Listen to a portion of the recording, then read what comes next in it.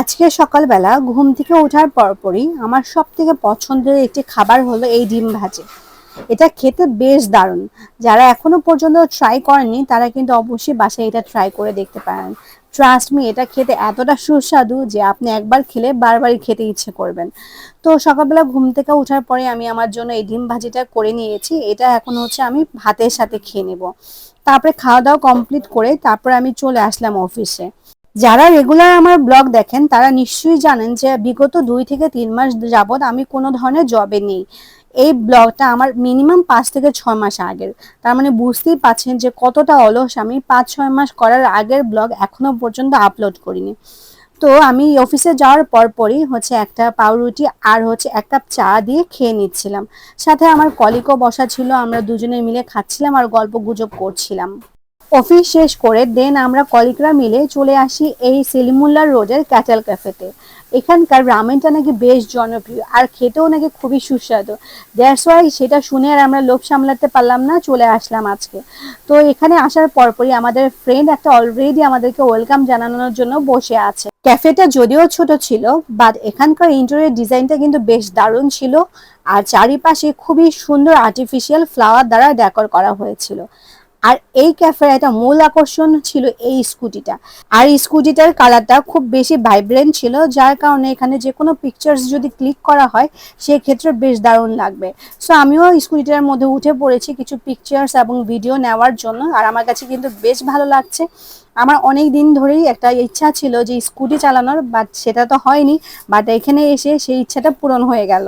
যেহেতু এই ক্যাফেটা খুবই ছোট্ট একটা স্পেসের মধ্যে করা হয়, সেক্ষেত্রে এখানকার সিটিং এরিয়াটা কিন্তু তেমন একটা বেশি ছিল না, কিন্তু চারিদিকে যতটুকু ছিল বেশিরভাগই ওনারা হচ্ছে তাদের ইন্টেরিয়র ডিজাইনের উপরে বেশ ফোকাস করে। ক্যাফেটা ছোট হয়, এখানকার সিটিং এরিয়াটা কিন্তু খুবই কমই ছিল, জাস্ট 4 থেকে 5টা সিটিং এরিয়া ছিল। কিন্তু তারা মেন ফোকাস করেছে তাদের ইন্টেরিয়র ডিজাইনের উপর। সো আমরা ফ্রেন্ডরা মিলে অনেকক্ষণ পর্যন্ত দুষ্টামি করি, কথা বলি, তারপর হচ্ছে আমাদের কাছে মেনুটা চলে আসে। সো এখান থেকে হচ্ছে আমরা এখন একটা রামেন অর্ডার করব। সো এখানে কিন্তু রামেনের মধ্যে বেশ ভ্যারাইটিস ছিল, তার থেকে আপনারা যে কোনো একটা পছন্দ করে নিতে পারেন।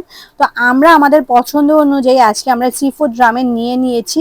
আর দেখতেই পাচ্ছেন এটা কতটা সুস্বাদু আর কতটা দেখতেই ডেলিশিয়াস লাগছে।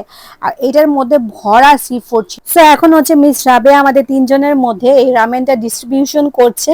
তবে এখানকার আরেকটা জিনিস কিন্তু আমার কাছে বেশ ভালো লেগেছে, যে এখানকার যে কাটলেট গুলো আছে আপনারা দেখতেই পাচ্ছেন, এই বাটিগুলো কিন্তু খুবই সুন্দর, খুবই একটা তুর্কিশ তুর্কিশ একটা ভাব ছিল বাটিগুলোর মধ্যে।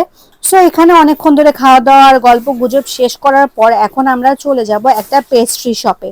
পেস্ট্রি শপটার নাম অ্যাকচুয়ালি আমি ভুলে গিয়েছি, বাট এখানে খুবই দারুণ দারুণ কিছু পেস্ট্রি ছিল। তার মধ্যে থেকে আমরা কি অর্ডার করব কনফিউজড হয়েছিলাম। সো ফাইনালি সবকিছু ঘুরে ঘুরে দেখার পর আমরা আমাদের পছন্দের একটা রেড ভেলভেট কেক নিয়ে নিই। আর দেখতেই পাচ্ছেন রাবেয়া কিন্তু খুবই এক্সাইটেড কেকটা দেখে যে কখন খাবে। দেন এই পেস্ট্রিটাকে অনেকক্ষণ ধরে আমরা ফটো সেশন করি। ফটো সেশন করার পর আমরা হচ্ছে এটাকে খেয়ে ফেলি 3 জনে মিলে শেয়ার করে। দেন তারপরে অনেক রাত হয়ে যায়, আমি চলে আসি বাসায়। তো বাসায় এসে দেখি আম্মু অনেকগুলো মাছ ফ্রিজ থেকে বের করে নিয়েছে। এগুলো আজকে রেখেছিল, দেন হচ্ছে ফ্রিজে রেখে দিয়েছিল। অনেকগুলো মাছ, মেনলি এখানে হবে 6 থেকে 7 কেজির মতো। সো এগুলোকে হচ্ছে ফ্রিজ করে নিয়েছিল আগে, দেন এখন হচ্ছে প্যাকেটিং করবে। তো আমি হচ্ছে ওখান থেকে আসার পর বসে বসে দেখছিলাম। তো এভাবে করে আমার সেদিনটা কাটিয়েছিলাম। তো আশা করছি আপনাদের কাছে ব্লগটি ভালো লেগে থাকবে। যদি ভালো লাগে অবশ্যই কিন্তু don't forget to subscribe my channel. আর যারা এখনো পর্যন্ত আমার পেজটিকে ফলো দেননি, প্লিজ সবাই গিয়ে আমার পেজটিকে ফলো দিয়ে আসবেন। সো আপনারা যদি একটু খেয়াল করেন আপনারা কিন্তু দেখবেন যে আমি কিন্তু এখন ব্লগিংয়ে অনেক বেশি সময় দিচ্ছি। আশা করছি আপনারা সবাই আমাকে একটু সাপোর্ট করবেন, কারণ আপনাদের সাপোর্ট ছাড়া তো সামনে আগানো পসিবল না। তো এই তো ছিল আমার আজকের ব্লগ। আল্লাহ হাফেজ, সবাই ভালো থাকবেন, সুস্থ থাকবেন।